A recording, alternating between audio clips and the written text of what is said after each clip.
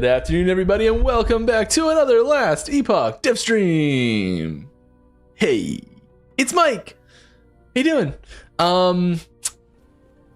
We're gonna play some Last Epoch and answer some questions. I know there might be a little bit of other stuff happening right now that might slow the engagement a little bit, so we'll take our time with some questions, and we'll have some fun with it here.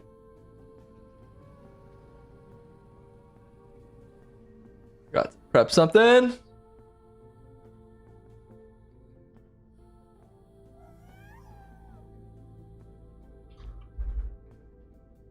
And what goes in the other half of that doesn't really matter. Almost ready to go. We are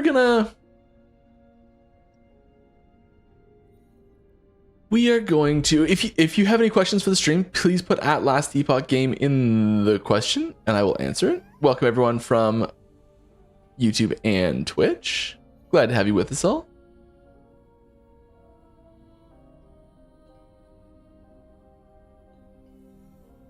Streamlabs is doing new stuff to me and I don't know how to make it stop. I don't want that. Okay, good.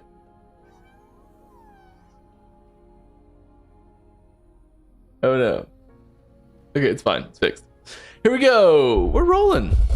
We are going to... What's been going on with my character? We've got some 2LP Dragon songs that we're going to try and convert. We are hunting for some rings right now. Our chest is okay, but it could use some improvement. And we really need a better arrow guard. That's our gearing goals for the stream. We're just going to hop right in and get a little feel for it.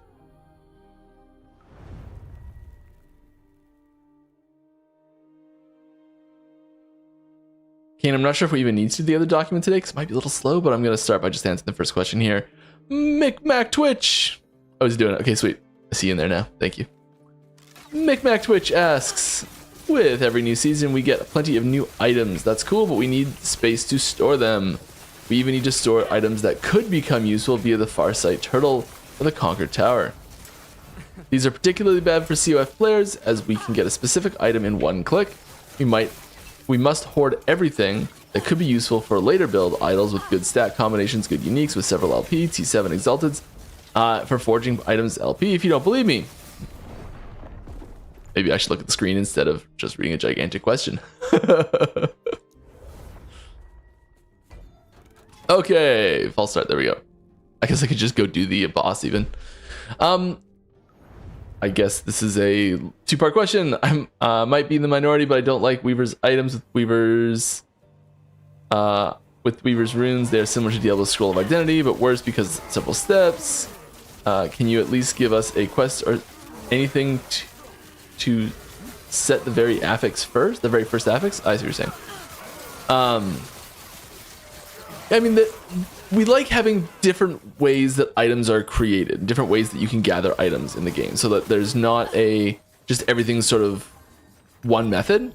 Having different systems that produce items differently is something that we find interesting. And there's different strategies that you need to go by to get different items. Hey, beer. I think that's overall a positive thing in the game. And so I'd like to keep, personally, I'd be interested in keeping a variety in how items are generated and how you get different types of items created and that sort of stuff, especially for later tier items in the game. If you'd like to see something like this, you can always go to our suggestions channels and put something in there. I can't say I'm personally a huge fan of it, but like that's one person of many. Yeah.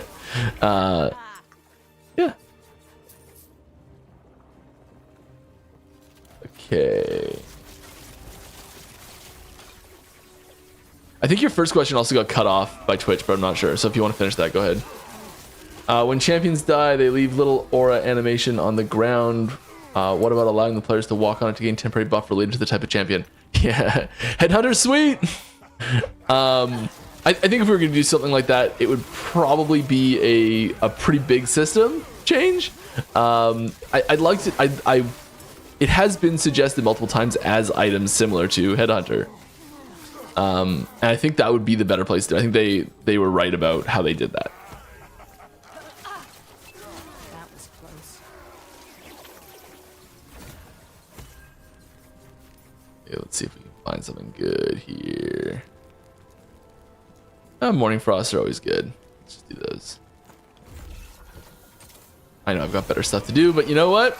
Let's keep this party rolling.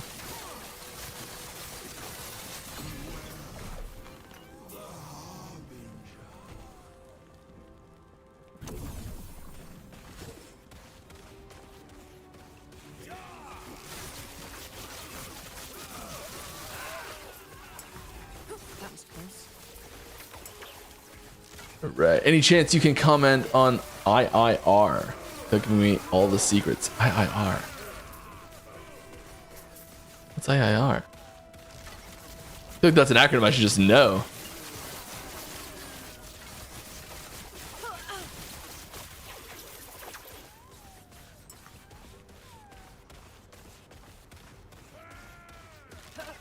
Oh, increased item rarity. I didn't know we were using that as a... we usually just call it item rarity, but yes, okay. Without giving away all the secrets, I thought I'd heard previously that if you had infinite IIR, nothing but set items would drop. Yes, that's true. But other people seem to think IIR just means more items, and by extension, also more good items. So, increased item rarity, when the item drops, the first thing that it does is it decides what rarity it's going to be. So you may be used to other systems where it first says like, okay, I'm dropping a one-handed sword. Okay, I'm dropping specifically a rapier. Okay, now I'm dropping specifically a rapier that is, and then I'm gonna roll the rarity on that, where it's like normal, magic, rare, exalted, all that sort of stuff. And so we kind of go backwards, where we start at the rarity end of things. And so the first roll that happens is set item. So it says like, is this a set item? That's the first thing it checks. And so if you had infinite increased item rarity, that would cause that roll to succeed every single time, and you would only drop set items. So yes, you could theoretically get to a point, if you had infinite increased item rarity, where you would only see set items dropping on the ground.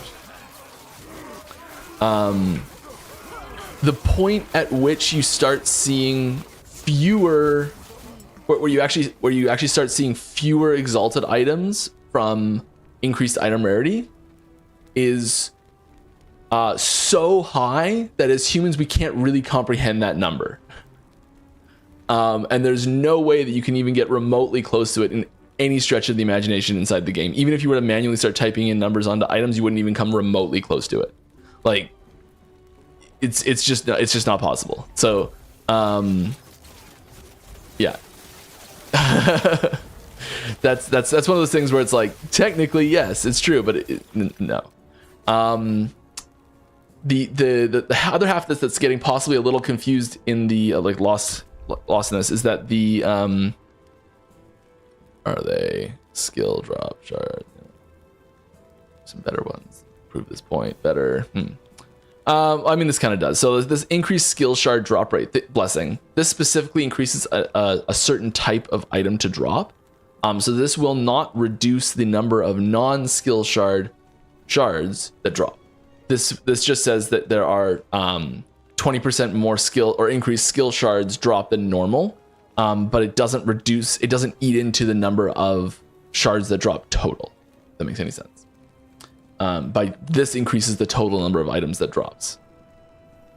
But increased item rarity does not increase the total number of items dropped. And it is always like, it's always good to keep increasing item rarity. You're like, there's no like game reason why you should ever be like, okay, I'm gonna keep my increased item rarity under this number so that I don't start dropping too many set items or something like that. Like, that's not a thing. Don't do that.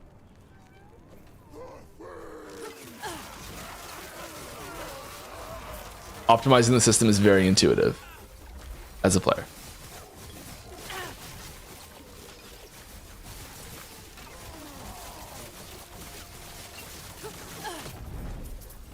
Right.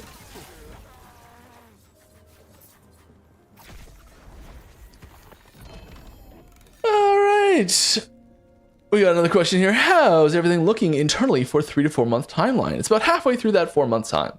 I mean, we're looking pretty good. It's a lot of work still. There's a lot to do. There's a lot of stuff where it's like, there's always things where you're like, oh, is this going to be done in time? That sort of stuff. Can we add this extra thing? Oh, I got a great idea. I'm going to try and figure this out, a way to get this in the patch in time. So yeah, it's I'd say looking pretty good overall. I don't have a specific timeline that I can share with you. That is still the rough, general-ish plan. You know, it's one of those things that it's like, yeah, it's tricky to really nail it down on when it's going to be without, I guess, it's hard to say much without giving away what it is. We do have an internal timeline planned for it already.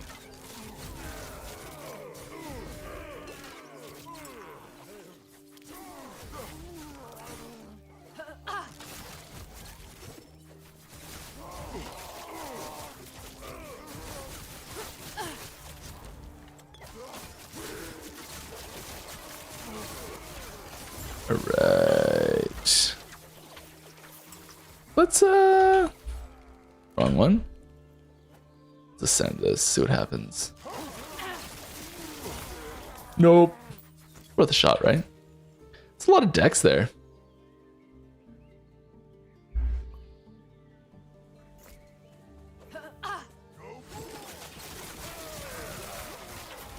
Are you considering letting us rebirth legacy characters into seasons so we can keep playing the literal same character all the time? I mean, we've seen this request a few times. The general thought on it is we don't really have a great reason to do it. Generally, the reason why it gets requested is because character names are like server wide unique, and so people want to maintain that character name. But the character names are account specific unique, so it's not it doesn't really matter. And so you can like get new characters. You can always get the same, you can always get the right character name. Oh, having a tough time talking today.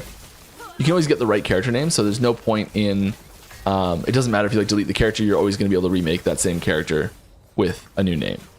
Which is basically what the rebirthing function is it's just delete and remake, right?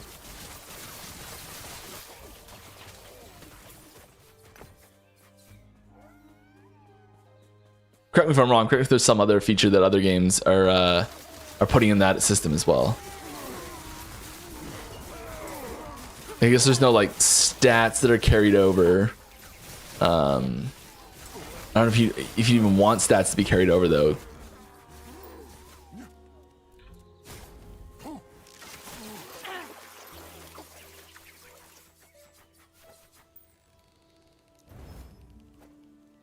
It really wants me to play Invokers, doesn't it?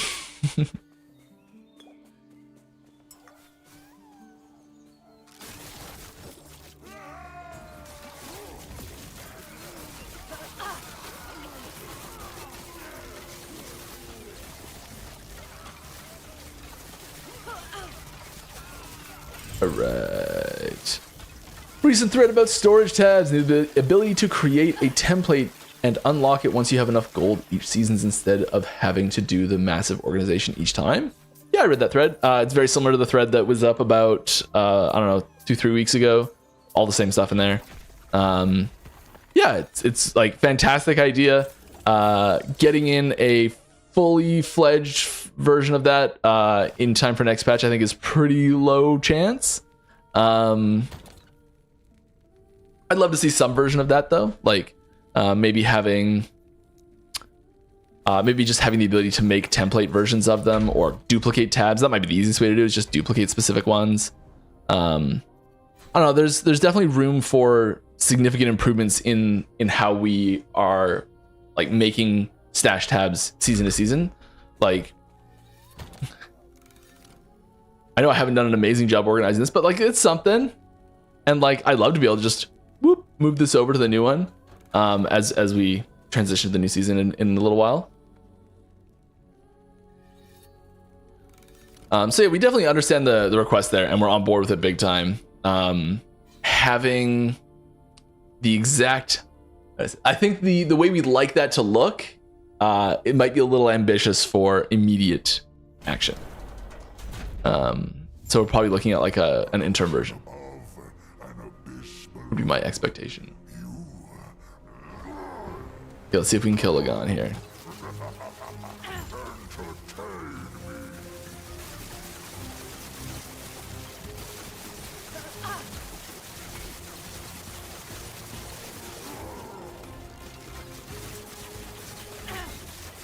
Yeah, we can tank it.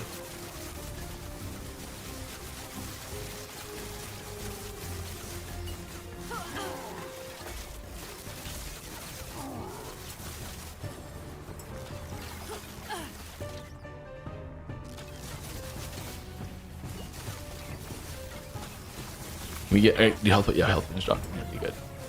Because we're kind of reliant on health potions, if you haven't noticed.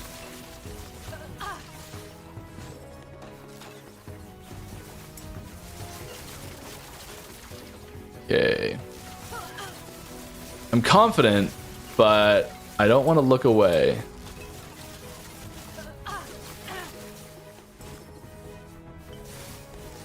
All right. Any thoughts? Oh, thank you very much, someone. The what? The Wu Tangriza? The what? The who now? I'll try and read that properly in a bit. I'm sorry. Oh! I mean, calculated. No problem. That was lucky. So was that. I'm starting to bore you, really? Yeah, fair enough.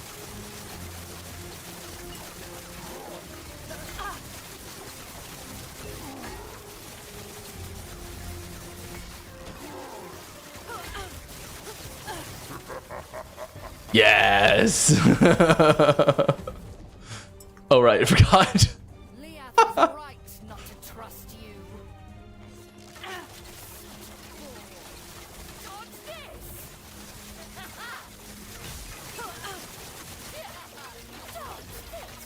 Can I?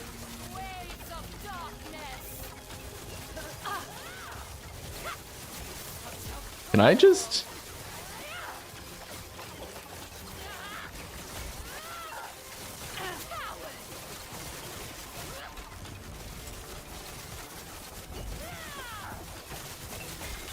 My mana is not quite doing something right here.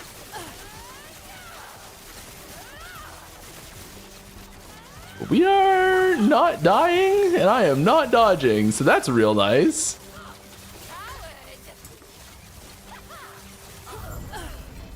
All right, we'll take that. That's a big upgrade. Okay, we don't need lightning res at all, so even that's just the upgrade. I don't hate that, actually.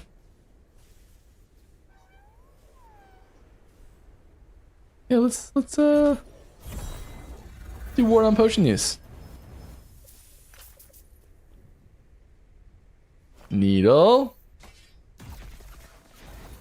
Good stuff. All right, more questions. Sorry about that brief interlude. I had to focus because not great. Any thoughts on adding like a lens of incredible wealth that's just wealth lens on steroids? It's like taking a very long time to dump favor these days, and it seems like a simple fix to add a slot in versus a complete overhaul. I think that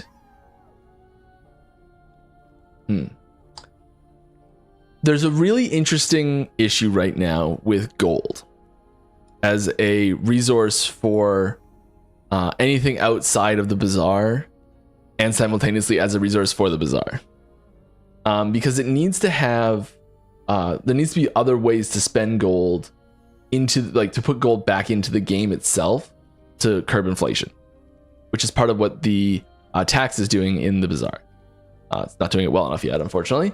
But the gold sinks that are in the game are not either enticing enough or just deep enough that it's causing that it's not causing enough of a like to enough to combat inflation properly. If we add in, so one of the ways we can fix this is just make everything cost more money. Easy, great. Crank the price of everything up, no problem, problem solved. However, Circle of Fortune then has some serious issues with even just, like, say we double the price of stash tabs. Circle of Fortune just suddenly has a huge problem with dealing with stash tabs. The issue comes that if we incentivize it, either having a a COF player have a Merchant's Guild character specifically just to generate a little bit of gold so they can buy these things on their COF characters, or having the gold bonus rewards on COF be so big that you are having reasons why Merchant's Guild characters are coming over, especially like early league, to generate gold that way as well. And so both of those are just really bad things we don't want to do. And I'm not sure the best way to solve the problem. I've like there's tons of threads out there on this. My favorite community suggestion that I've read was changing the currency, splitting the currency, like making COF gold and Merchant's Guild gold be different physical things, like different tracked differently, so they have like gold and silver. I don't know.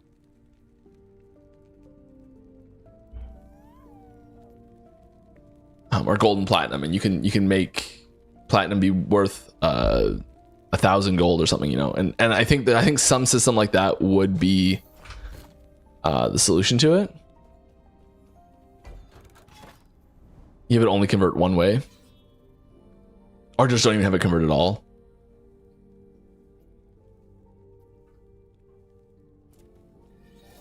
I don't know, I haven't really thought about that much, but yeah, I think there's definitely some issues there. And I don't think adding a just here's a bunch of gold is the option, is the answer really. But also, and the other issue you're talking about here is dumping favor fast. And I think that the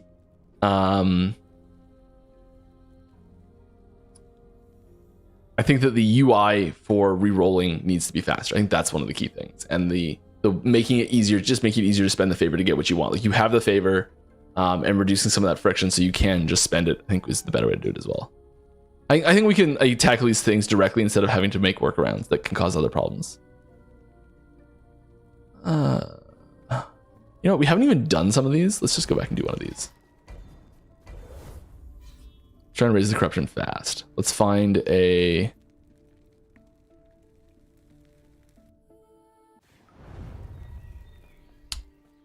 Let's find a cemetery.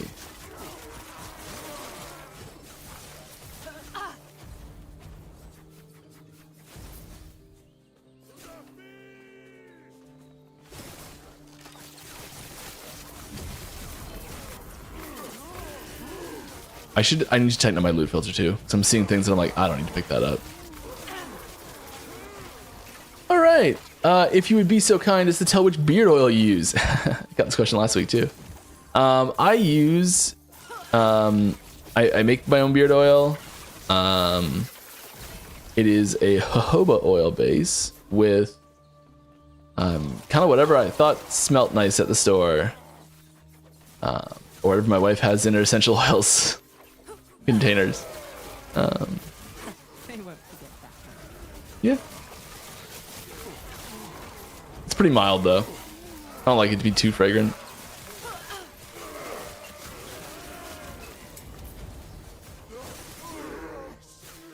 Alright, are there plans to mark items in your inventory with a loot filter rule number that caused them to show up? Could be nice to know which items I picked up are meant for shattering Rune of Havoc without having to sift through them. Yeah, this is something we get every once in a while too. We're trying to make something like this happen. I gotta learn to stand still. We want to keep the... Yeah, we'd love to do this. The way that your inventory tracks things like that is a little tricky. But if you...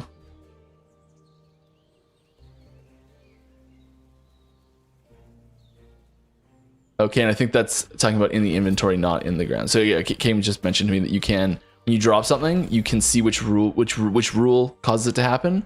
But I think this is about once it's in your inventory, knowing which rule it is that causes it to happen. I think that's the request here. But you can't always drop it on the ground with it open and find out what it is. But I think that's the check you're trying to avoid.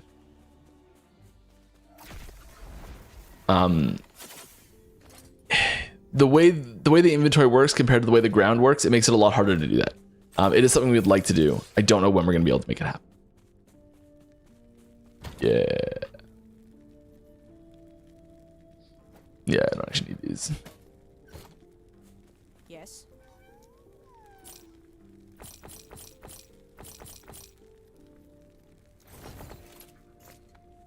All right. If you have any questions, please don't forget to put at last Epoch game in the question so I know to answer it. And also same for YouTube. I think it's just at last Epoch. I'm not sure.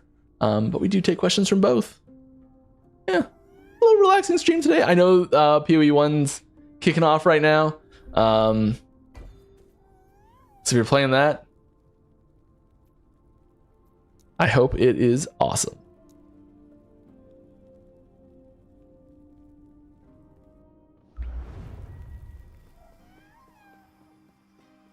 All right, you guys ever think to bring back spark charges to Frostclaw? Please no. Spark charges get so out of hand. Like, okay, Static Orb was broken and able to one-shot Aberoth, but I really loved and missed the feel of spamming Frostclaw into packs and having them all pop at once. Make Frostclaw great again. Yeah. I mean, I don't hate the idea completely. If you, this is the usual, I always say this with basically every idea. If you'd like to see it, drop it on the suggestions channel and there's a chance it can happen. Yeah,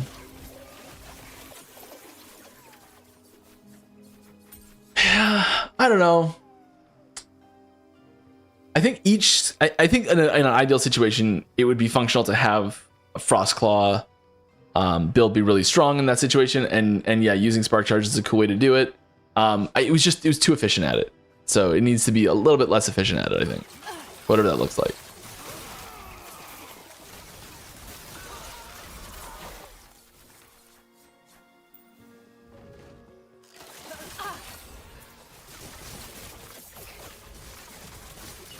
Easy. Too easy. Right. Assuming you're working on chapter 10. Yes. Assuming you're working on chapter 10, will you also rebalance the rest of the campaign? Currently, it feels like nothing more than a lengthy tutorial, which is a shame because I liked it when it was a lot more challenging in the past. Leveling and resistance mattered. Yeah, I think there's definitely room for a little bit of rebalancing in the campaign. There's definitely room for new mechanics to get added in to make things a little harder as you go. I think optional challenge in the campaign is really important because we get every patch we get feedback from players that the campaign is both unbelievably easy and boring and unbelievably too hard and impossible and everything in between. We get all of those reports. So it's one of those things where it's like we're really working to try to increase the number of optional challenges you can take on to make things either be more rewarding or go faster. So like this is when we started adding in these. Let's get an example. Right here, this alternate leveling path. Oh no! Alternate leveling path to show, hey, there's a way you can go this way that's like a little bit harder. And we're really trying to make more of those options where we don't completely close things off for players, and we let players sort of choose their own level of difficulty. If there's something that players want to try and take on, making that possible to try and take on.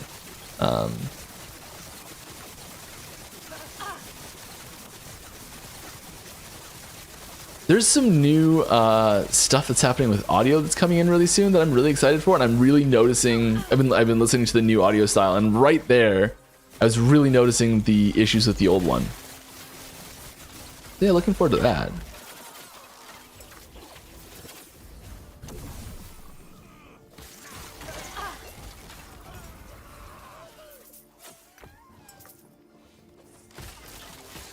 Random side. Yeah, so I think there's definitely room for improvements in the campaign in general, and letting players pick their own level of difficulty. There's a lot of people that want the campaign to be a lot shorter, a lot of people that want the campaign to be a lot faster, a lot of people want the campaign to be a lot harder, and the opposite of all those things.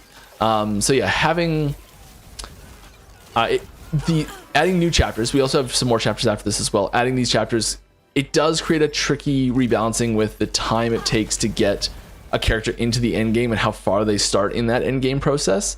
So whether that means condensing levels in the campaign, whether that means not condensing levels but allowing some sort of like minor bypass at the start of the end game. I think there's lots of different ways we can approach how we slot those extra campaign chapters into the game so they fit smoothly and they're not either just trivializing the first part of the end game or making it just boring basically. And there's lots of content that people think is optional anyways as well. It's a bit of bow fire damage. Thank you very much for the resub there. Released. Released, I think. Appreciate you. Thank you very much. Oh, one's a T6. Garbage. Still nice. Let's go in here. Oh no, we're not doing that yet. Right? Yeah. Next one's that. I know where I am. I know what's going on.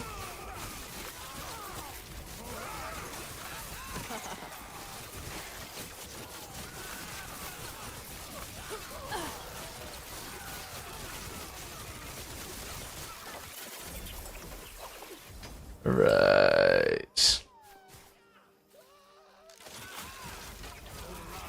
What about an auto reroll search function where you select a completion condition or reward type or both for prophecies, and then you click it, it keeps rolling until you get what you want or run out of favor to hit stop. And yes, I put this in the appropriate suggestion box. Thank you. Yeah, I really like this idea. I think you may have posted this somewhere else as well. Hey, we got a raiding party. Welcome in, everybody. Released. I didn't realize that was your 1 year mark as well. Thank you very much. Congrats. That's big milestone. Yeah, I think a reroll function like this would be great, where you could. I think there's a risk in having players just hit auto reroll until it happens and spending way more favor than they wanted to. And if you put like a, hi Josh, didn't realize that was you. I think that there's a bit of a risk in people spending way more than they want to spend. And like having that expectation of like having that decision to keep going each time, I think is important. But I do really like the idea, especially if you know you're not going to do anything else with it, and you're just like, I'm just going until I get this, so it doesn't really matter. I think that the stop conditions would need to be common enough, like the rarest stop condition that we could put there would need to be common enough that it was pretty well guaranteed to happen relatively frequently, I think is what I'm trying to get at. But I do like the idea. So having done this recently, I'm like, I will just keep re-rolling it until one of these like 4 things happens.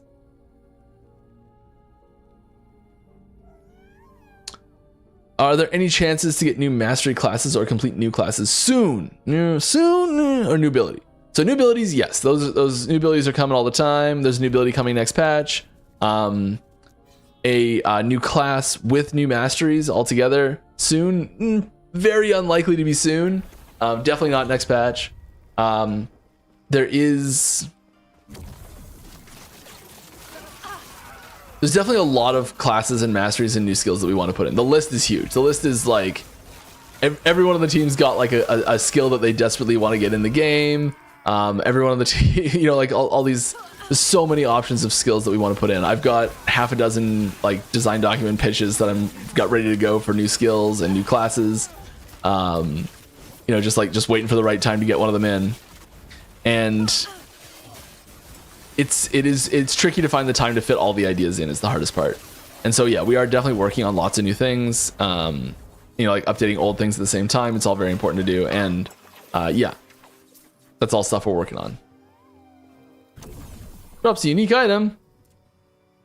Not even important enough to see it. I want to get rid of these beams so bad. So here's actually one of the situations where there's an argument for wanting to keep mandatory beams on unique items. I still don't think it's worthwhile, but in the situation where you click on something that's like drops a unique and your loot filter has it filtered out, nothing drops, no beam, it doesn't even look like it worked even, like that's frustrating.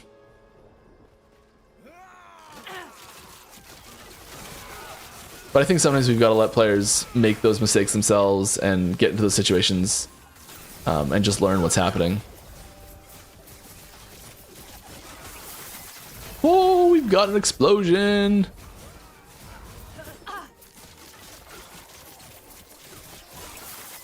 Let's keep going. Make sure none of them get away.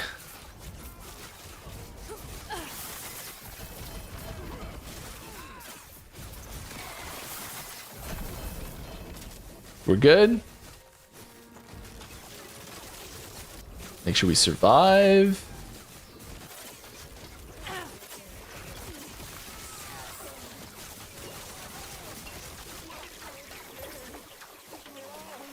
All right, let's pick up some items. We don't need a 1 LP fire starter torch. We can put that off our list.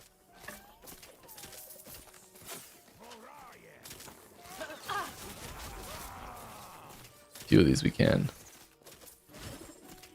All right. Ooh, hey. Do the more multipliers in Profane Veil affect penance applied from the skill, and if not, why?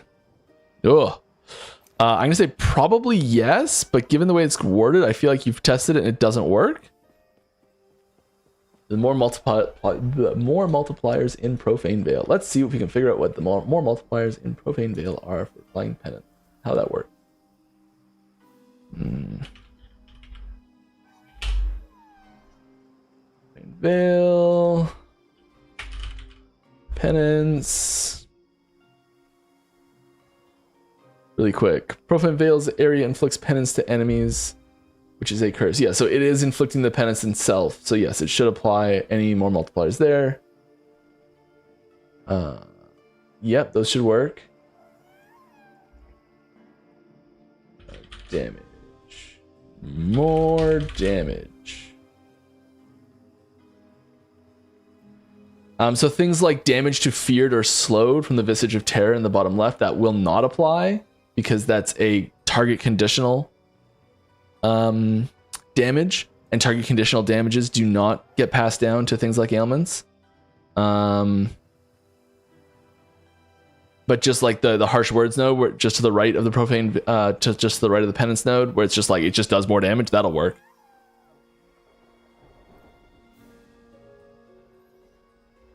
Yeah.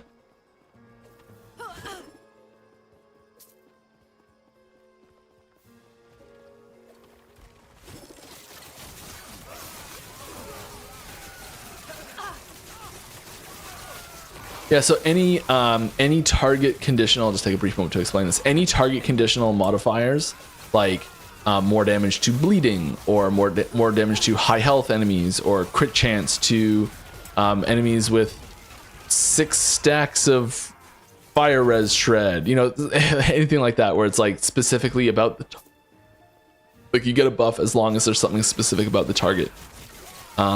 Those do not get passed down to sub skills or ailments. Because they're not coded as stats, they're specific mechanics for that ability, and so that it doesn't get passed down. There's no stat that represents that. Things that are conditional, that are player conditional, so like more damage while you are at high health, that gets converted to a stat when the ability gets created, because that's conditional on you, not the target. So if there's and the reason why why there's a difference here is that when you shoot, like, say you shoot 1 fireball and it hits 2 targets because of the explosion, a target conditional bonus needs to be applied at the moment that it hits the thing, and needs to be checked at that point. So it needs to know everything that's dealing damage has to understand what it's checking for, and so we don't pass the criteria for what it's being checking for and the information on how to check for that down to sub skills and ailments unless specifically stated, because we can pass it down in some situations. It's just not overly performant and takes a lot more work to do, so we like to avoid it if we can.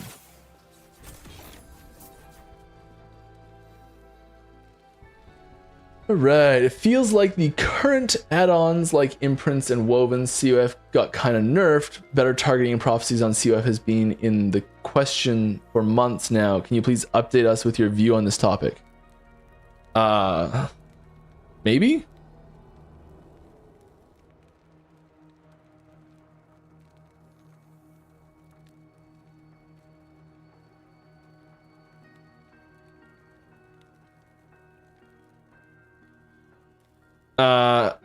Okay, so I think Sorry, I'm just rereading the question a couple times to make sure I'm understanding what you're saying here. I don't know if I agree with the premise of the topic. I'm not going to say it's wrong, but I don't know if I agree with it or not. I think that there's probably always going to be a place where Merchant's Guild is stronger than COF. Like, I don't think that's ever going to really change. Just the ability to trade is so unbelievably strong. Taking one item and making it completely, like, taking a drop and having there be 4 things that you drop that you could need from that situation, or 400 things that you can drop from that situation to be worthwhile that you can turn into the one you want. Just that power alone, that's Merchant's Guild power, is so unbelievably powerful that having a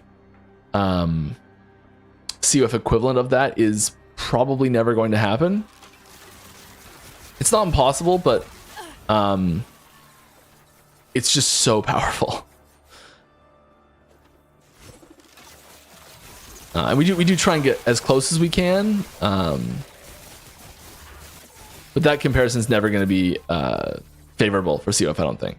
Without either some like severely limiting things on happening on Merchant Skill that make it just not fun to play with, or just so many buffs to COF that it's just trivializes things.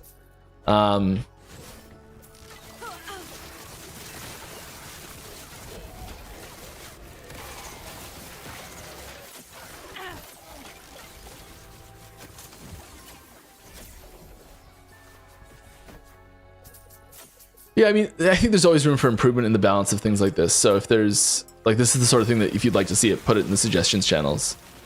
But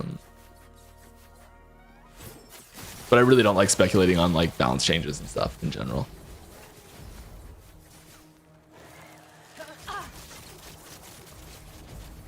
Right. Is a dynamic option for the loot filters possible? For example, if I want my loot filter to show any affix that I have less than 30 shards of at the start of an echo. So shard filtering in particular is really tricky. Oh no, you're not saying shard filter, just of that you have that shard. We already do have some of this stuff. So we already have dynamic rules and filters.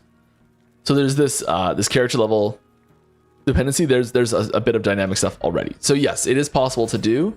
Having it be for each like affix shard that you have it's probably possible. I mean, it would have to be at like the start of each echo.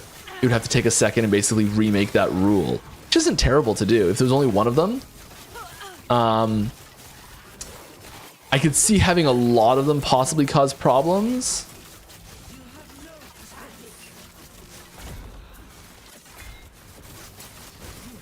Yeah, I think if there was a lot of them, there'd be issues.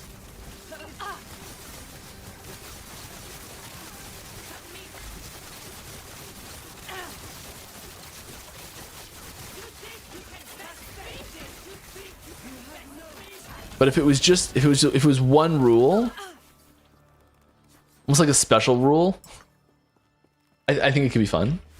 Yeah. Head on over to the suggestions channels. Which came first, the dragon or the egg? A dragon's egg came before a dragon. And not a dragon created a dragon's egg originally. There was some point where the creature that was before a dragon, a mutation happened in the creation of that egg that caused it to cross the line into being a dragon. There was some point that happened, and it's some arbitrarily defined moment where the specific makeup changed enough so the dragon, a non-dragon created a dragon's egg. So the dragon's egg came before the first dragon because the first dragon hatched from the first dragon's egg. Same with chickens. I have no idea if that's right. Are you going to do something about the Vessels of Chaos Memory echoes? They got nerfed to a radius despite not affecting woven echoes, which is the only reason why that nerf would make sense. They also appear on the edge of the web, making the radius really rough. I have no idea if we are or not. I think this is one of those. There may have been some exploit we were trying to combat with them. It may not have worked. I'm not sure.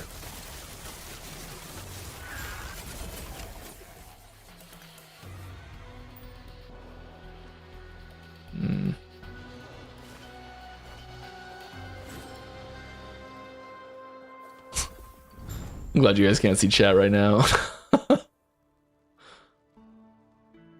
You guys can't see chat right now, right? Yeah, okay, we're good. Okay, let's just put a bunch of these ones. Yes. Let's go this way.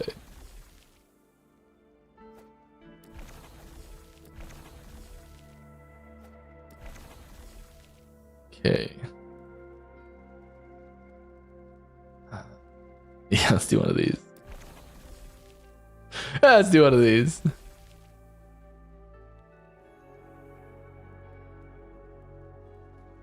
Yeah, let's do it. Let's just go. Let's go on a little journey.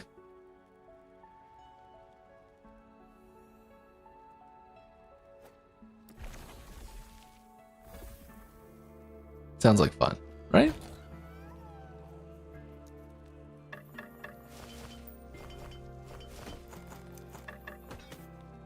I also think that there's room for improvements in this, because I find, like right now, I'm sure lots of you found the same thing. You come in here and you kind of get to a point where you don't really have other good base idols to put in, and you're like, the things you've got on your idols are like good enough that you don't really want to risk losing them.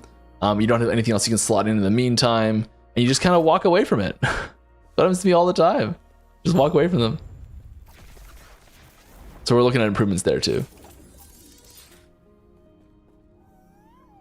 All right, are there any plans to allow multiple item shattering, like the tech code for the set item shattering? We've been working out the best way to do this, and yes, there is plans to increase efficiency for shattering.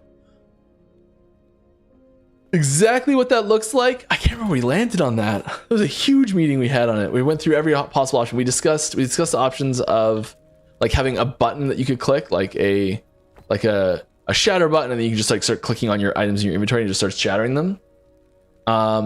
We also toyed with like an auto shatter tick box where just like you shift click them in, and as soon as they go in, they shatter just automatically. So you're just like click, and they're just like shatter. There was a shatter all button. We were just talking about just shatter everything in your inventory. Boom, it all goes. What else was there? There's a few options. They all had some issues. I can't remember which one we landed on. It may have been something else completely entirely too, but it's the problem with not having the like meeting notes in front of me while I do this. we have enough meetings that it's hard to remember all the little details. That one was like a month or two ago. Hi Mike. Hello. Why did EHG decide to make most dots the way they are? That's a broad question. Like how they can be applied by any hit. They don't scale directly with the hit and scale most effectively with attack and cast speed. I think it's mostly so that there's a variety in how you can scale your character. So if you are trying to build a hit build, you can build your damage differently than if you're trying to build a dot build. Having that variety in your character creations is I think important. And it means that there's different items that are good for different types of builds. So there's more variety in endgame options for different builds that exist. By splitting out those types of things as well, we can more granularly nerf and buff things to keep that balance better, so that there's less of a reliance on crit to balance hit versus dot builds against each other.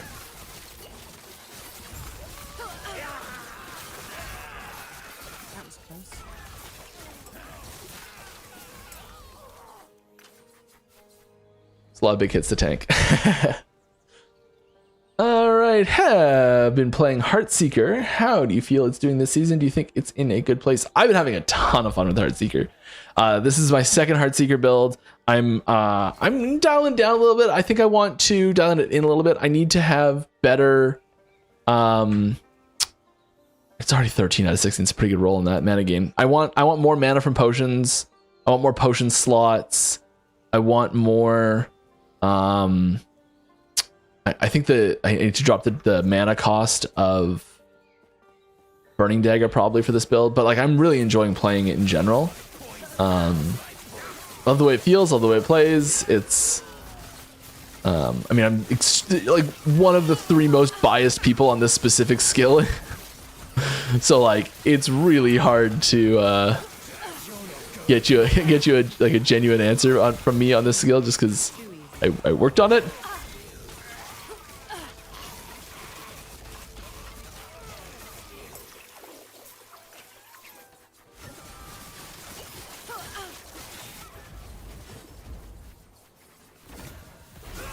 Oh, I was trying to do it before all that ran out.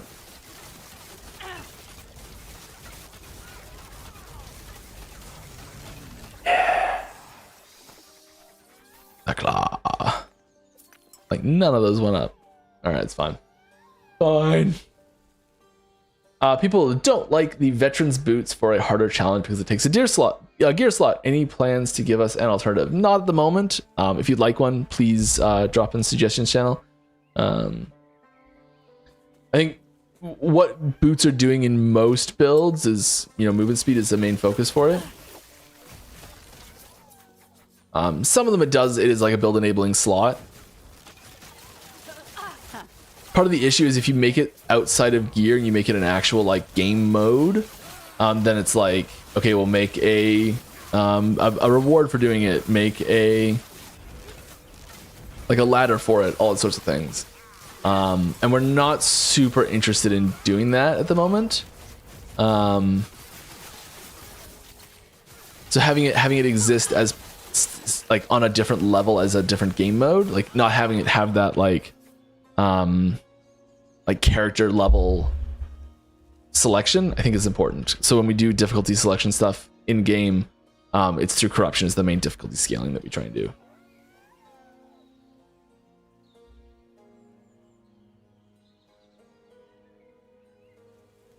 Have any leaks today? I do have a leak today. I have to wait just a touch longer for it. It's a cute one. At least I think it is. I'm gonna show it and everyone's like, Mike, your idea of what's cute is twisted.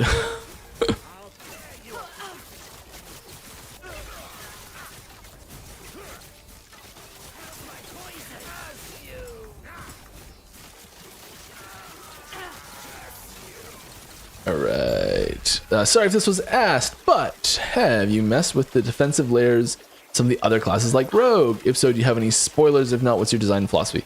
I mean, I don't have any information I can share specifically on upcoming changes for Season 3. Get that right out. Rip that band-aid off. There's no new info. As far as general philosophy on that, I think that it's having multiple options for which defensive layers you'd like to utilize for each character is important. Like being able to say, okay, well, this time I'm gonna take these 3 defensive layers and really focus on them and build my defense around that. I think that's an important thing to be able to do. Certain defensive layers are like thematically inherently struggling, and it's really hard to. And I say this, I can rephrase this. When you're looking at min-maxing a character, there's certain defensive layers that have a really tough time performing because you're quite often worried about the worst case scenario in an incoming damage situation. That's all that really matters, because there's so many opportunities for regen and ward generation on the fly that what you're most worried about is individual extremely large hits killing you. And so things that have sort of an all or nothing effect like dodge, it really makes it hard that you can't cap the chance of an all or nothing effect that you can't cap. Has a really tough time making it be a viable defensive layer. And we do a lot of things to try and make sure that it is a viable defensive layer. And there's like anything that can fall into that category. Yeah, I think we're exploring parry a little bit. Not much new there, if anything. But just in general, we have been exploring. You've seen what we've done exploring parry a little bit. Yeah. We actually don't want that. We do not need these melee weapons. I don't know why I'm keeping them. They're probably awesome. But we just are going to be terrible people and just shadow them. And just not even look at what they are, and we're just going to shadow them. How terrible is that? Let's go. Alright, how do you feel about conditional damage types? I'm talking base damage like fire or void, not something like ignite or witchfire. Specifically one where if you don't fulfill the conditions, you can't do damage. I have this agony idea where it only allows you to do damage if you are below low life, if you have recently taken damage. I haven't suggested it in Discord yet, as I'm poking holes in the idea and not completed the thought yet. Conditional damage types. You're talking base damage like fire or void, not something like ignite or witchfire. Conditional fire damage.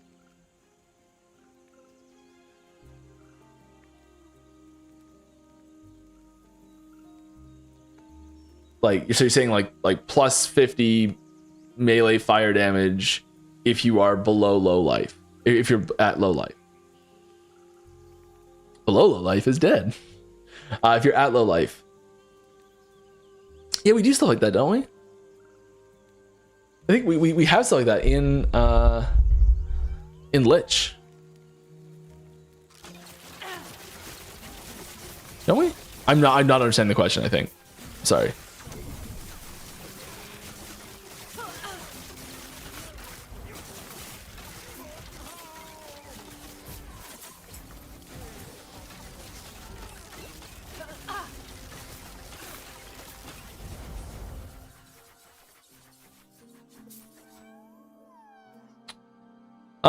Yeah, try and expand on that because I'm not sure what you're talking about. I'm sorry. If you could wave a magic wand, reading's good. And get a feature from another big RPG like PoE, for example, into last Epoch, what would it be? Weapon swap. I laughed. It's always when I answer a question like this. That's probably not a good enough answer though.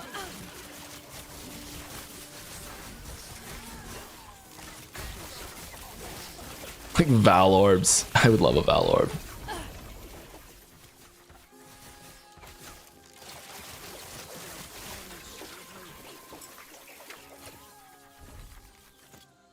Can we just have Val orbs, please? Yeah, I think that's what I would do.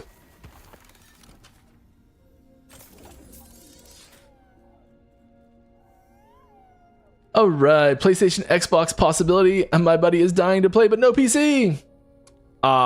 We are very. What's the canned answer I have to this? I get this question every week. Trying to remember exactly what I'm supposed to say. We are very interested in moving to console.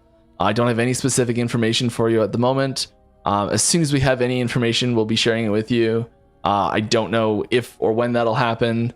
I hope it happens. Something like that. We're always working on controller support. It's a big part of it.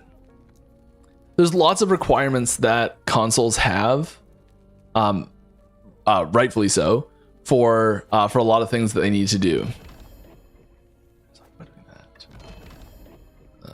If I actually do this, I need to sell them or else they'll just sit there. Take care.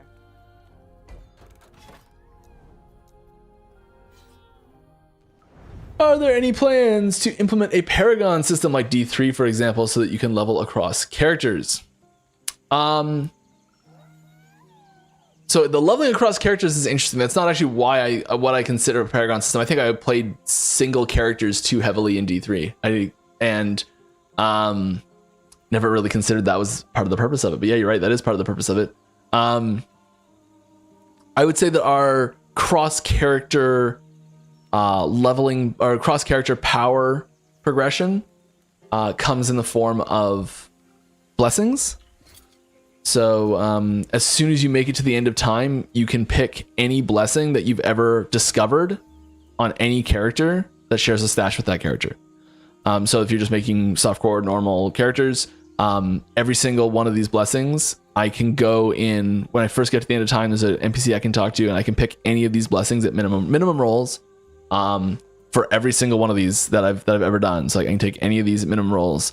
So that's a big boost. Like you get even the grand ones. So like the ones with the gold outlines.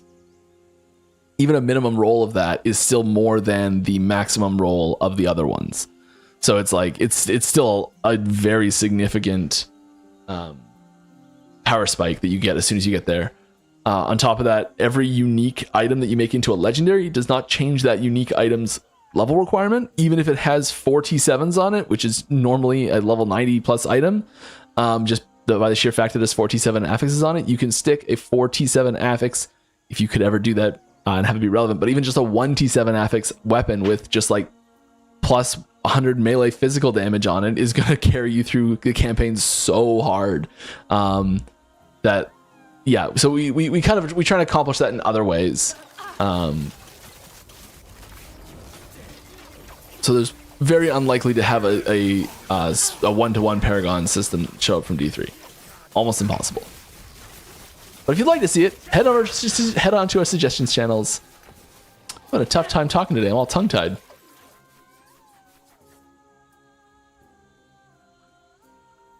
Is there any upcoming reworks to Beastmaster Bear? I think Ice Lord Synergy is pretty bad now, after all. There is some stuff with Primalist Companions in general that's happening. I don't want to say a rework. Rework's a little heavy. But like they'll see some Primalist Companions in general will be seeing some changes, I think. More diversity, probably more. We're working on the AI with stuff of them a lot, just to make them play better.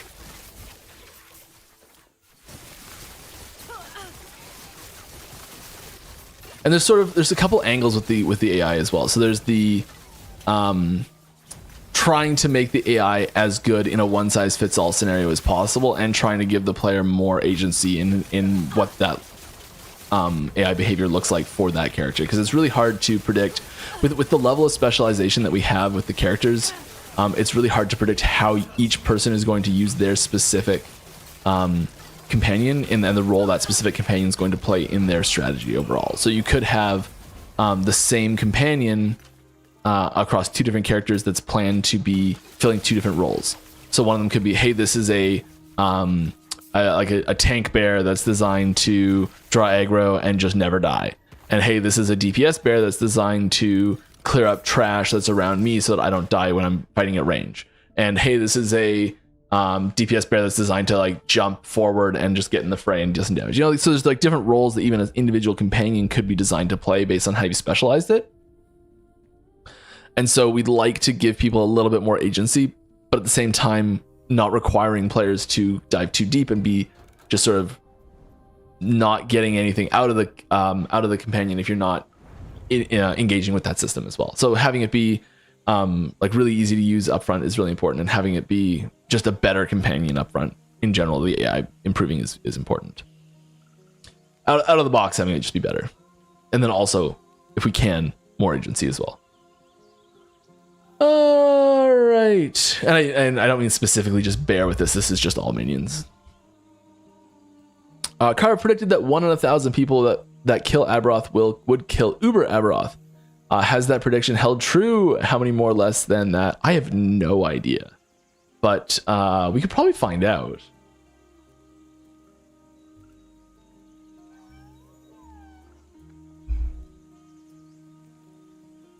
Let's see. Oh, they are out of the office. I cannot find out.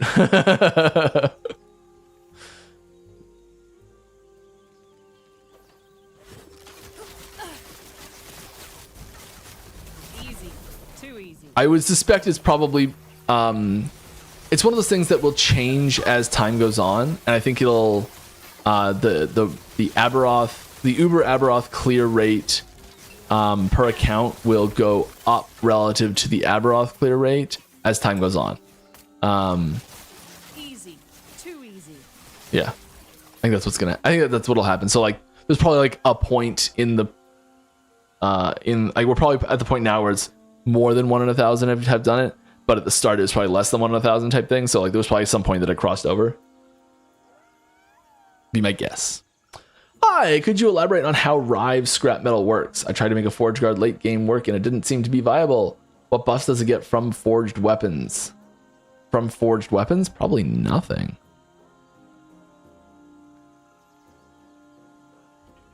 Scrap metal! We were just adding something with this. Whenever you would summon a forged weapon from, I'm having to read what it is now because I know something's adding for it. Whenever you would summon a forged weapon, not season 3, from any source, you instead gain a stack of scrap metal. If you would summon a forged weapon, you instead, so nothing. Each stack of gains more armor and damage with Rive.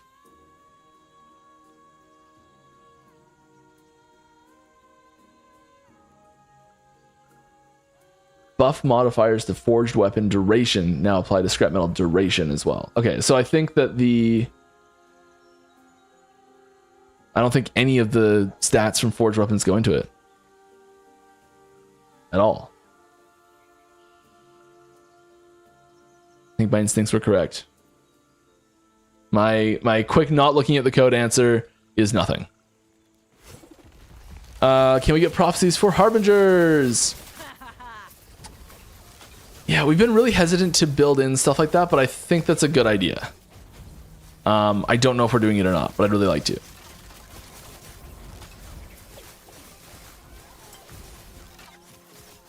Can you add more colors or color chooser to the loot filter? Funny enough, the original version of loot filter actually just had a color picker. It was implemented, it was in game, we took it out. I know, terrible, right? No, it was a good decision, I think. I would like to see a few more color options. I'd really like to see some. I think it's really important that we have specific color options there. I would like to see some that are less. I want to say cohesive, but that just sounds bad. So less like where it's like there's just one color there. I'd love to see a version where there's like a border. Where you could be like this one on the left, and then the border color is brown or yellow or blue or something like have like a border color option as well. Maybe you have like a second thing to select border colors. I don't know, but I'd love to see a little bit more like some other feature of this that makes it combinatorially a very large number of things. Yeah,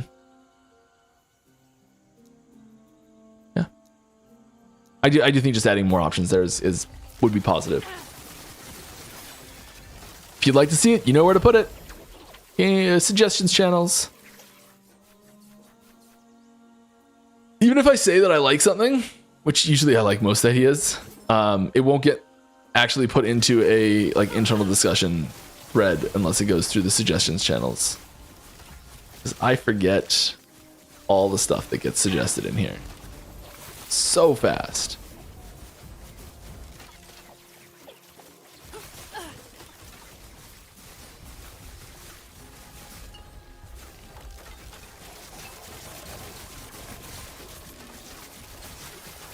Okay. I'm curious your thoughts broadly on character progression. Personally, I love, and it's kept me engaged much longer than usual, these new systems to be able to incrementally improve my character. But I know that there are challenges too. If it's easy to get one LPT7 slams in every slot, the content has to be tuned towards that.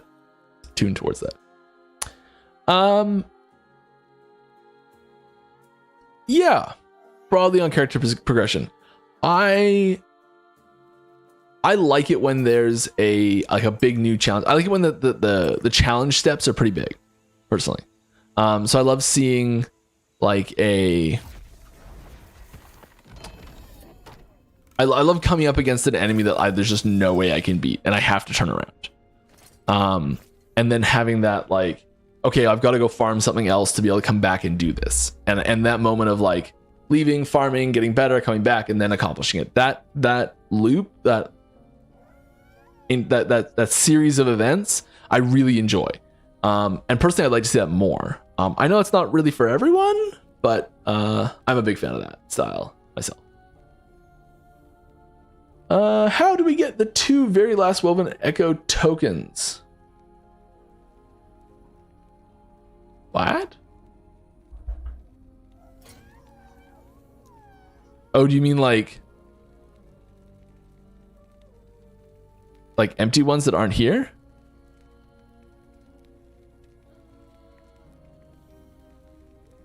I'm sorry, I feel like I should know the answer to this, and I'm just kind of blanking on what you're talking about here.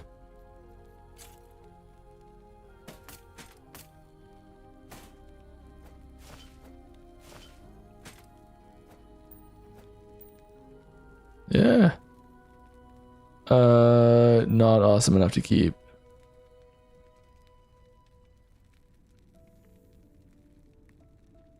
Probably not awesome enough to keep. This is sweet though.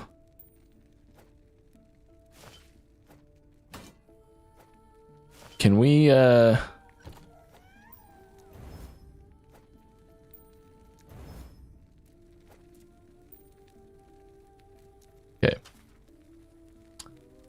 Just gonna roll the dice on this. Damage over time. Yeah. Spell damage. Worse. Endurance. We do like endurance.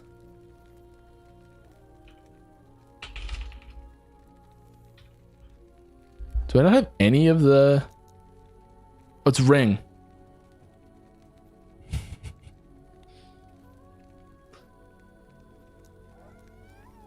Oh, can't we do this later?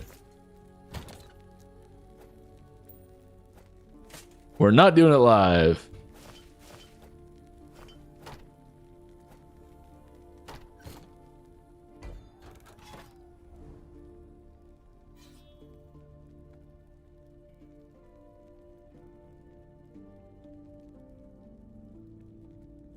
The 2 last listed in the woman, like just these 2? I don't know. I don't know what goes there. They may have been removed at the last moment. We probably look and see what goes there. We would remove the slots if we did, wouldn't we?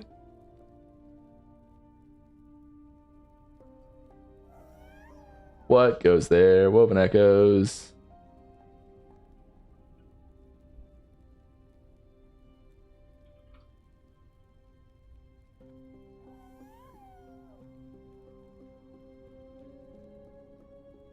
There's 36 of them in the game right now.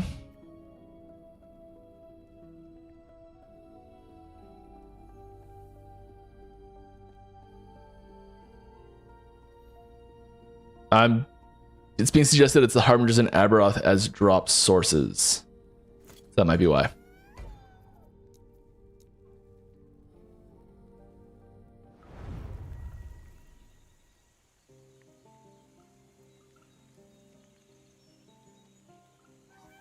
Threshold of Eternity from Aberoth itself, yeah. Which is one I don't have, probably. I'm assuming that one goes there. And Fading Brink goes here, probably. Or probably the other way around. But yeah, it's probably those 2. Which is the other one? Which is the other one that I'm missing?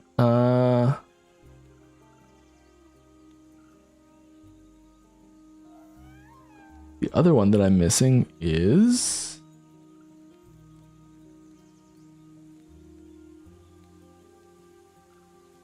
Unknown. Barnacle King? No, this one's Barnacle King. Oh, I should do some Barnacle Kings. I like those ones. Favor. Yes.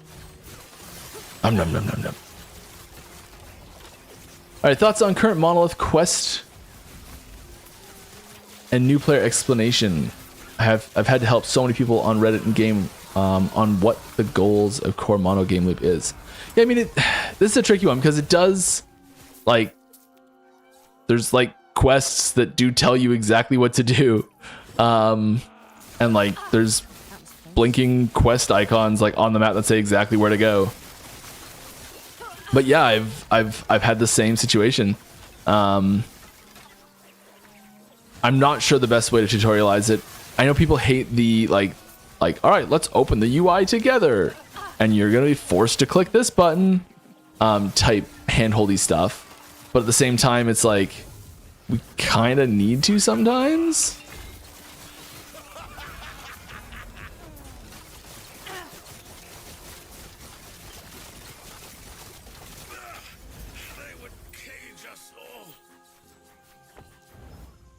Nope.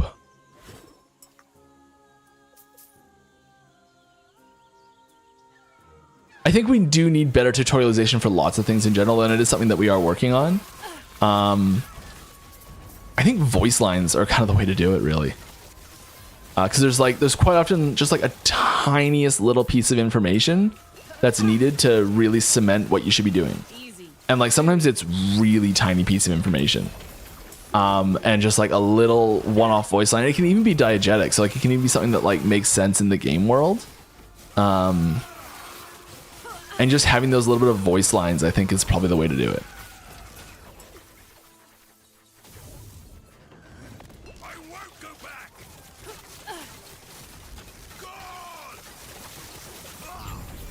Yay. Interesting. Very interesting. I think we can also turn off this or force it to have specific affixes.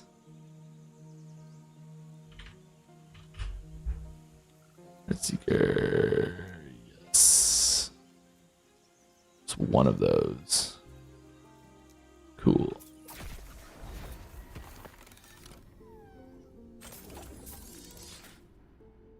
Oh, hey, we got numbers. Those are great. Thanks, Kane. I'm just gonna do this the laziest way possible. Boom. All right, so we've got seasonal Abby kills, softcore, and hardcore. Abby Ubi. Yeah, it's not. It's like it's a lot more than 1 in 1,000. Surprisingly, a lot more than 1 in 1,000. I think I'd be interested to see what this was like 3 weeks ago.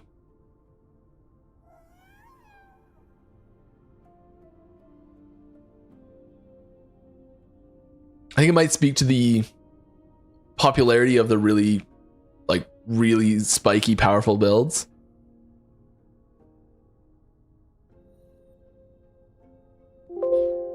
Yeah, cool. I guess I should have put that somewhere. Still on the clipboard? Still on the clipboard. All right, thoughts on current... Oh, I already answered that. This might not be something you could answer, but how do you feel about your first abilities / uniques and the newest abilities uniques being so much more complex and thus also more prone to be powerful? Yeah, it's an interesting mechanic creep that happens. I think people are like, you get excited about something that's new and big and powerful and strong, and it's tough to design a new thing that's not like whenever you're working on a new ability, part of fitting it into the game is asking the question, what does this do that nothing else can do right now? What makes this special? What makes this unique? And you can't put a flaming projectile ball into the game anymore because there's 4 of those, you know? And so you have to zhuzh it up mechanically a little bit. And yeah, I think that does end up with a little bit of power creep inherently in it. You know, let's put this up right now. Look at that cute little guy. He's so adorable. This is something coming for season 3. Who knows what it is? It could be anything.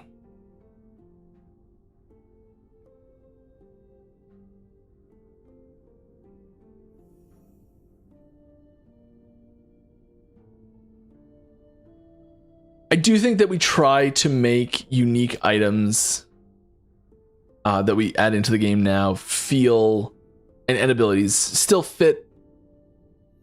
We try to make them powerful but not outliers is the goal usually.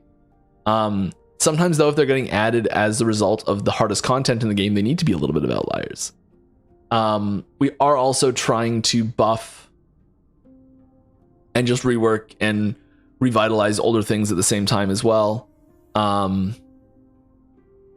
It's more interesting to make something new than it is to rework an old thing, I think, which makes it hard to devote so much time to reworking the old stuff as much. But it is stuff that we do as well.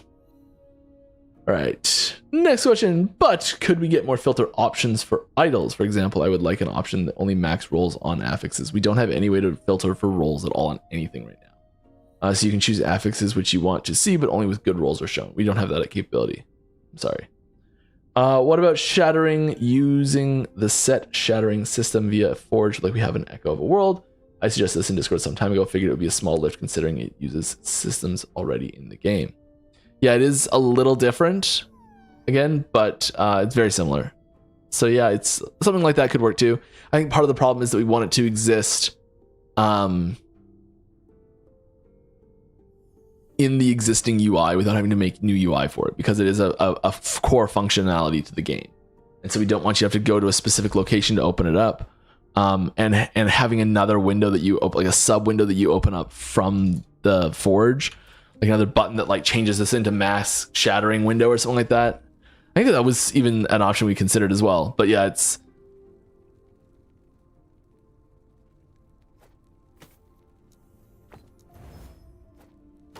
I don't think we're doing that. We might be though.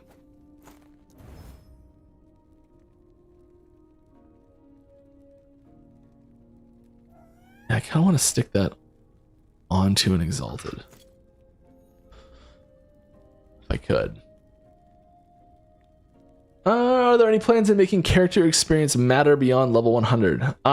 Not specifically. It directly translates into favor, so it does kind of matter now. And the more you want more experience at level 100 to get favor faster, so it is pretty important. Will XP loss on death ever be a thing? Maybe in some like special game mode that you opt into at the start, but as a core functionality as the normal game mode, we don't plan on that being a thing. Will you ever change new season mechanics affecting legacy mode the moment League goes live? You ever change new season mechanics affecting legacy the moment the League goes... So like stopping doing that. I play legacy mode and like it this way. Other RPGs do it differently, so I hope it stays that way.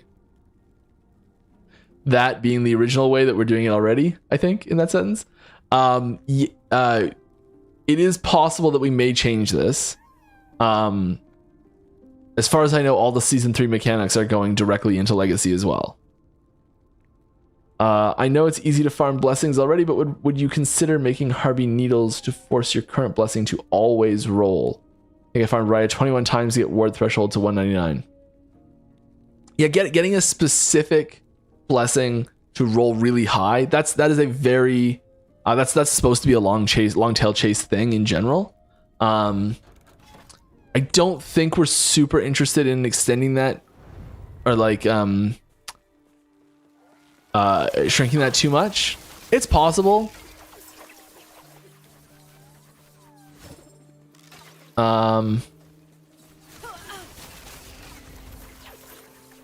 At the moment, I would say it's unlikely to happen, but it's possible. That was close. Oh no, these plants are running amok. Good thing we have these zombies to stop them. What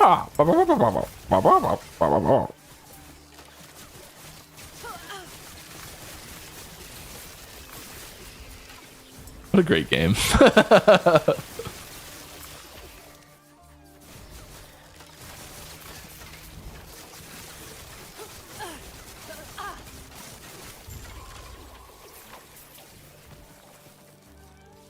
What a great game.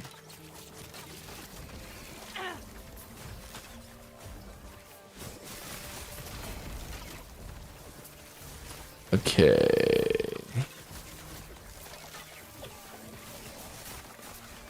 More questions. Oh my goodness. Oh my goodness. I have to do it every stream, don't I? Once a stream. It's gotta happen. It's gotta happen. My goodness. Thank you, Kane. Sorry. My bad.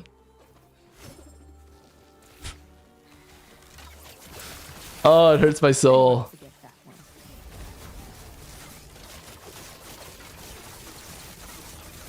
I love the theme of the Lich, but I'm scared to cat. But I'm a scared cat, and the fact that my energy keeps going down faster and faster makes me too stressed to play it. Any possible for an alternative Lich playstyle? We've talked about this a few times. The Lich, it kind of has to not save you if you die, if it doesn't automatically go down. Like if you can just stay in the form forever and there's nothing you have to do to stay in the form, it can't save you from dying when you die. And it's such a core part of the of everything to do with it that it's like it's built into itself so ingrained so deeply that it's really a tough thing to pull out.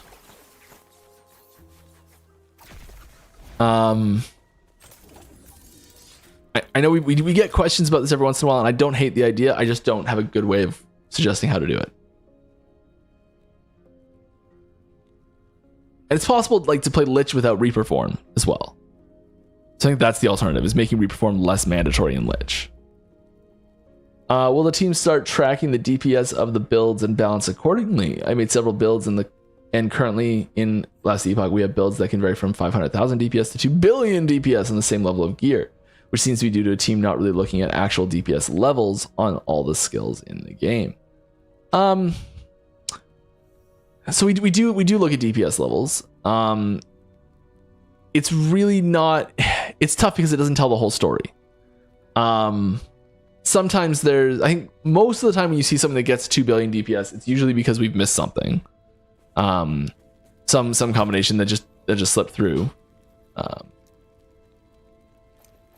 we sort of didn't intend to exist in the first place. Yes. I'm just gonna sell one of them. I don't care. Take Not using them. But it doesn't tell the whole story. So there's a lot of other things that go into play as well. Just like if you're like debuffing enemies that make it so you're stronger in party plate, that's something that doesn't show up in a straight DPS test. There's also just survivability factors, like how mobile are you doing this DPS? How much defense do you have doing this DPS? So there's a lot of things other than just DPS that go into all these things. That it's one piece of the puzzle in overall balancing.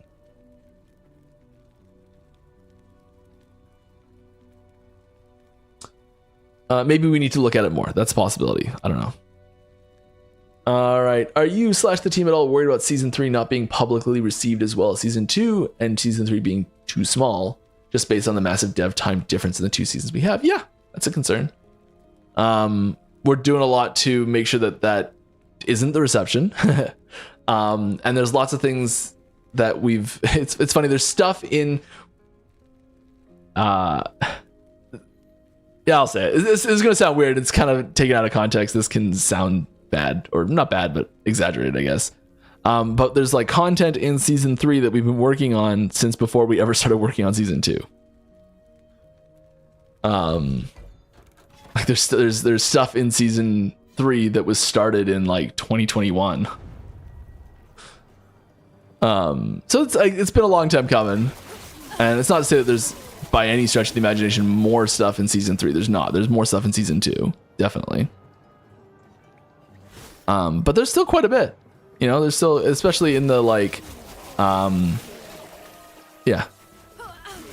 There's a lot of good stuff. I'm excited for it. I think there's going to be a lot of fun to be had with it, and I hope people enjoy it.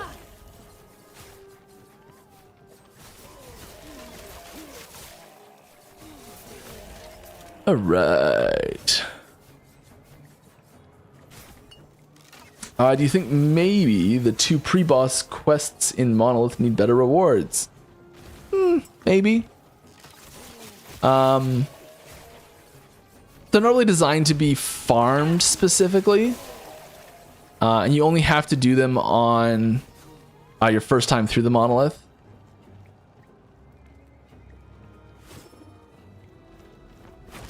I don't know, it's a tricky thing. I think it's unlikely they need that much better rewards.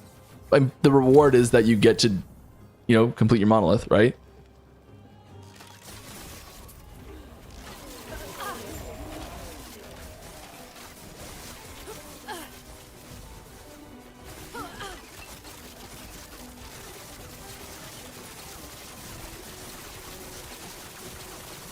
Tank it, yes.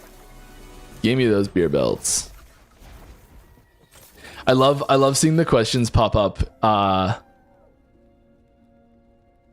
with wearing this belt. Love it.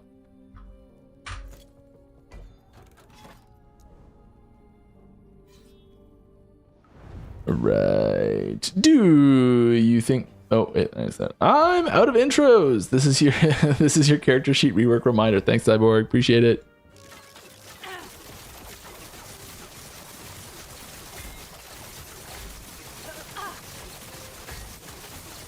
Deal with it, Avalanche. I'm not moving. Yes. Yes. I can take Avalanche. I'm so happy. For any of these that don't know, I very frequently die to Avalanche. Very frequently die to Avalanche. Any plans to further add to item crafting, such as jewels or runes? Ah, yes. The old socketing question.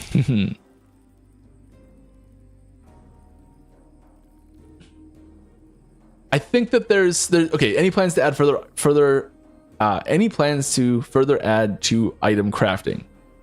Stop the question there. Yes, we do have plans to add further to item crafting. Absolutely. There's new runes and glyphs and things that get suggested all the time, externally, internally, that we love to see, and we're working on more stuff in that category. Absolutely. I think there's room for new rewards for echoes, for woven echoes. I think there's room for new rewards from dungeons for both for crafting things. I think there's room for, there's lots of room for new things for crafting all over the place. I think that's an easy win for lots of different things that we're interested in doing, and we're gonna find places to utilize that. Such as jewels or runes. Yeah. We've been really hesitant to add in a direct socketing system to our item system because it is so similar to kind of our current item system is like our current affix system is basically just a bunch of empty sockets. And we just kind of put affixes in those sockets, I think there's room for new stuff to go in as well. Exactly what that looks like, I don't know.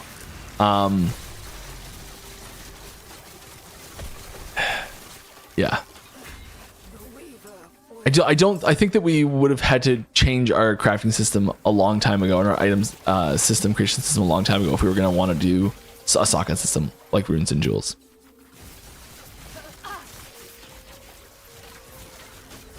Or else it's going to be like a very limited system. Like you get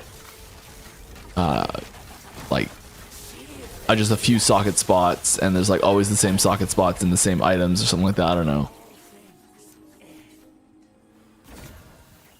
An egg! An egg. What do we got for an egg? Yes. We want the claws. We want the claws.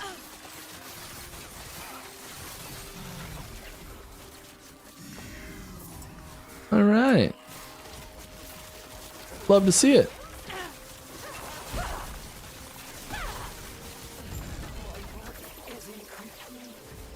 Beautiful. Beautiful. All right. Currently getting some combination of affixes is very rough due to sheer amount of them. Would you consider to at least not allow contradicting ones, for example, bow damage and damage for each dagger. Yeah, this is a tricky one. We've considered doing this a few times, and I think there's definitely merit in it. It does remove, specifically for idols. Okay. I think idols. Yeah, I was gonna suggest idols being the place where it makes the most sense. I think there is room for, in general, I like having the potential for contradicting items to exist. And that's mostly because every once in a while you can have some sort of weird build that likes to have those things. There are certain things where it's like really contradicting, where it just can't happen, like more damage while wielding a bow and more damage while wielding a staff, and you're like, well, you just can't wield a bow and a staff at the same time, so it's impossible. But more damage per dagger and more damage per sword, those do technically work together, even though they're not optimal together. And so I think when they're directly contradictory completely, like it's just impossible to use them in the same build, it does suck to see. And in idle specifically, it makes, because there's only 2 affixes, it's half of the item becomes bricked instead of just a quarter of the item. That doesn't work. And usually you can, the amount of the weighting on power that an item gets is not evenly distributed amongst the affixes, but because most idols have just one tier of affix, I'm not talking about enchantments really in this, but just like, because there's just one tier of affix, it's half of the item usually. So on a regular item, it can be, yes, it's a quarter of the item, but then it can be even less than that, because sometimes it's like it's just a tier 2 or a tier 3 compared to a tier 7, and most of the power is skewed onto that tier 7. So it's definitely a more significant issue on idols, and I'd be much more interested in trying to block it on idols. We are noticing that it is probably too difficult to get idle base types that make sense for your character, not perfect idle base types, but just that makes sense for your character, because this is what I mentioned earlier about having the limited options for crafting enchanting onto idols with, and so something like this might naturally just help.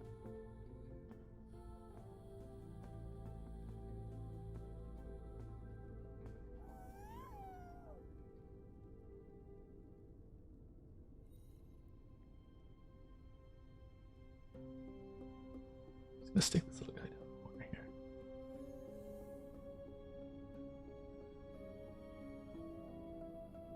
Here we go. Little guy down in the corner. Yeah. You little guy down there. Okay. I do see this up here. Let's do that. Right? Why not? All right. Any possibility of adding summons in a Final Fantasy like style where they stay in the battle for some time and finish off with a grand attack? Eidolons, yeah. I love the idea. If like brief tangent, if anyone's been seeing the new Final Fantasy Magic cards that just came out, they implemented summons in Magic mechanics so well. Like, I don't think anyone's really too surprised about that. Like, I feel like I saw multiple people suggesting that was what was going to happen before the set even came out. But like, it's so clean. It's so clean. It's so great. And yeah, I'd love to see that that style brought forward. There is a little bit of risk in that it kind of has to be a long cooldown. Or a long opportunity cost or something. And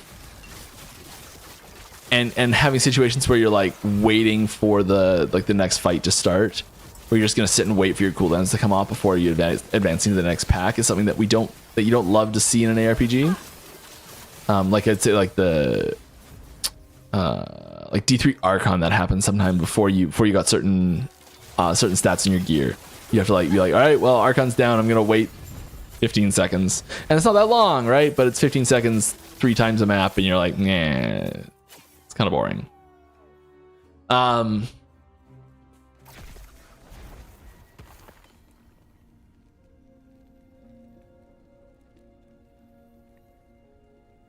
Yeah, so like, I think these are examples of ones that I don't think I would consider these to be contradictory, because like like you can have acid flask builds while wielding a bow. That's definitely not contradictory, but like it's the same thing. You can have armor shred on throwing hit and bow damage. Like that's actually not terrible for me. You know, like my burning daggers are shredding armor, my increased bow damage. It's not. I'd want it the other way around, really, but still. Having things like this that can work on weird builds, I think, is important to still exist, especially on the item side of things instead of the idle side of things.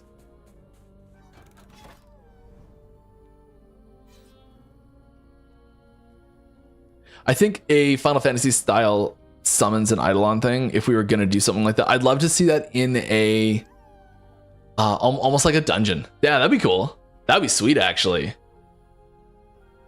Having like a dungeon at the start of the dungeon, you pick one of them to go in with you or something.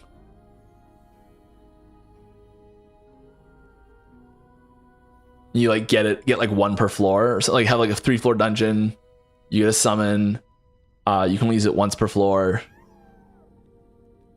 Lasts for like 30 seconds. I think it'd be awesome.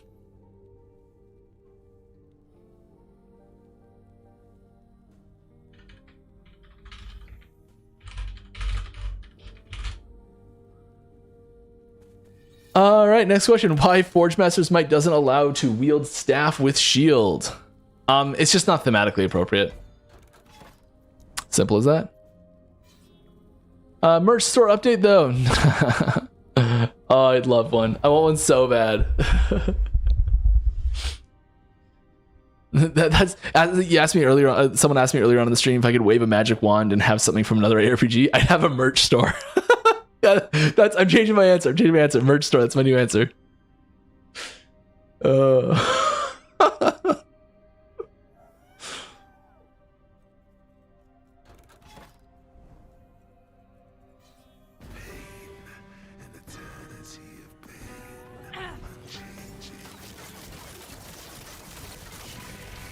I don't know, I'm running around to the start of the fight. When standing still is how I survive and deal damage.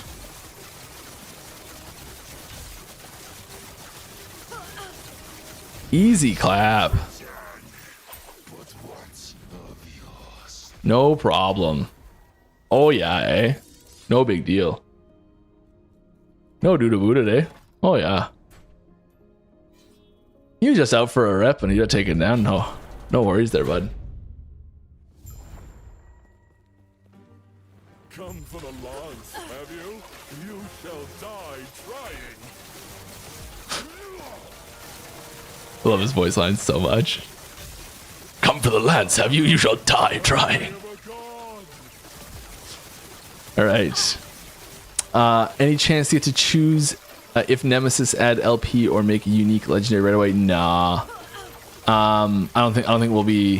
I think that's one of those things that's like, it's so much inherently better to put LP on it that's just taking the like that's just removing one of them, one of the options from the game.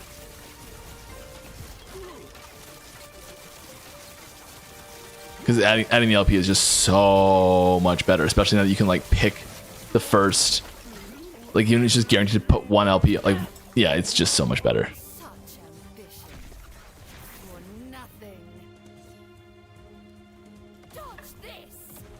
Why is there something still alive? Oh, it's the, yep. And it warned me that I was going to be leaving to portaling to the end of time. Did I actually take the portal? Is that why it's telling me that? Am I just ruining everything? It's going to make me disappear in the middle of the fight, isn't it? Nah, it should be fine.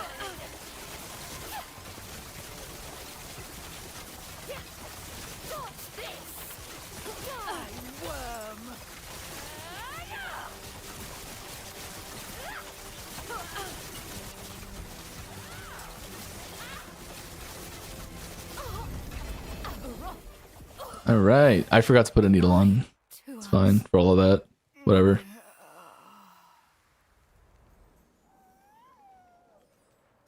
Ring drop rate, belt drop rate. I think we want rings right now. I think it's our weakest spot.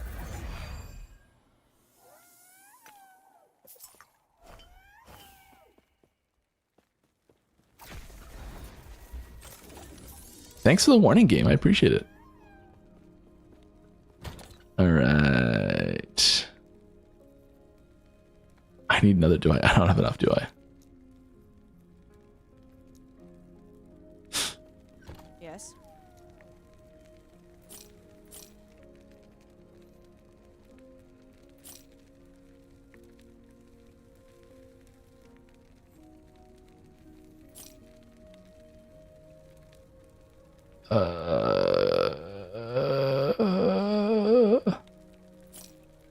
Not great. Not great. Come on. Take care. Yeah, I just need a little more money. Come on. It's not a big deal, man. Just a little more. You know what we're gonna do? We're gonna go make one of those 2 LP Dragon songs. It's like it's not that much better, but it is better technically, no matter what. So we're just gonna burn one of them and make it. Pick the worst of them. Found 3 of these in like span of 10 seconds.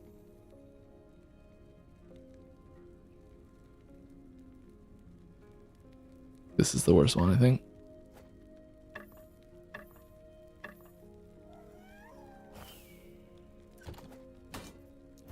I'm supposed to sell that, Mike. It's fine. It's fine. Nope. You can right click on the keys and it opens the map to the place, by the way. You didn't know. All right. Season 2 launch brought a lot of players, but the number have fallen dramatically after that. Do you have any explanation for it? Yeah, that's kind of how ARPG seasons work for player counts. I think overall we've actually seen very positive player retention numbers. What level is that? I want to just die. 36. Do we do the hard one? No, it's not. Yeah.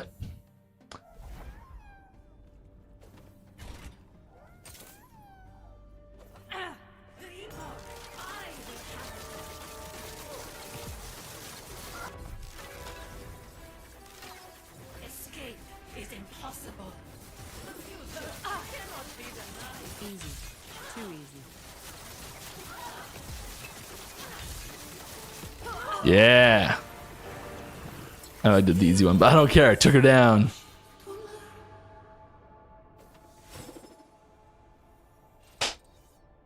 No problem. She thinks she's so tough. She is pretty tough in the right situation. All right.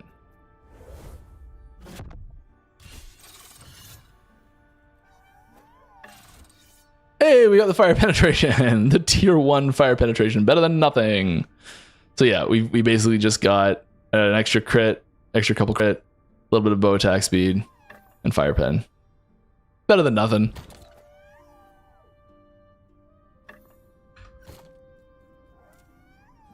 Why not, right? Why not? We should crank the corruption up on one of these. We should try and actually start cranking corruption up. Let's go here. Try to get corruption up. Any plans to add idle enchants to more base types? Not currently. Especially not the... So that we made the new idle base types for the small idols to combat the need for enchantments on those slots.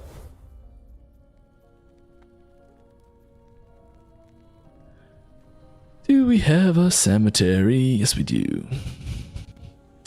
All right, I know you're currently decently... Sorry about that one, Kane. I know it's out of order. I know you're currently decently far away, but since you guys have been adding new runes and glyphs and other crafting methods pretty much every season, that eventually it might become too much. And by that I mean for newer, more casual players, since people who've been playing the game for years will naturally adapt with each season. Absolutely. And I think you'll notice the... like we added new ones this season, right? But we also removed 2 this season. And then we, there's, we do try and keep that approachability there. And I think there is a point where there would be too many runes and glyphs. And I don't think there's room for that many more runes and glyphs. The number of ideas we've pitched and rejected from runes and glyphs is insane. Like, hundreds of runes and glyphs have been pitched and passionately argued for and debated for quite a long time and not made the cut. And I think that that's very indicative of the fact that there's a very narrow design space where we're able to actually find room to put a rune or a glyph into the game. And so I don't think that there's too many more runes and glyphs that'll make it in, especially not at a time, like just a couple at a time. And I think as well, the fact that so many of them don't appear because like they're the rarer ones, like they're in this rare category where they're gold borders on the actual runes objects themselves. So you don't see that many of them, and they don't become part of your general crafting plans until late game once you become more accustomed to the other ones. So like a Glyph of Hope, by the time you hit level 80 and you're finding Havocs all the time, like Glyph of Hope is it's ingrained in your knowledge of the game and what it does, and you're not having to think about that. There's no like cognitive load or something, I don't know what the term for it is, but there's no like you're not thinking about what Glyph of Hope means in the sense in the context of crafting. It's just something that you know is possible because you've crafted 400 items now, that sort of thing. Hopefully, anyways. I think that comes from just trying to convince people to use their crafting items as early as possible.